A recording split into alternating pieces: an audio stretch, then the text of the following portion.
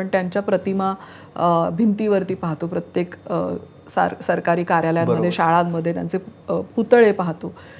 पण मला चॅलेंज असं आहे की त्याच्या मागची स्त्री शोधणं, त्यांची ज्योतिरावांबरोबर असलेलं त्यांचं नातं, त्यांची निष्ठा, त्यांची भक्ती आणि त्यांची सगळ्यांप्रती असलेली, त्यांच्या मनात असलेली माया, प्रेम.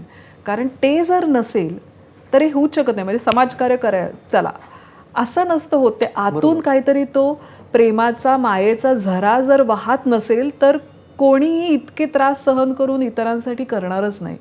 तर काय ती मानसिकता आहे, काय ती भावना आहे, काय ते स्पिरिट आहे आणि ते कसं घडलं, ते त्याची जडणघडण कशी झाली असेल, ते त्या जेव्हा हारल्या, त्या जेव्हा संकटांमधनं गेल्या, आजारपणांमधनं गेल्या, तेव्हा पुन्हा कशा उभ्या राहिल्या, किंवा त्यांची प्रतिकार करण्याची पद्धत कधीच तुम्ही मला दगड मारलायत म्हणून मी तुमच्यावर अजून दगड मारते ही नव्हती.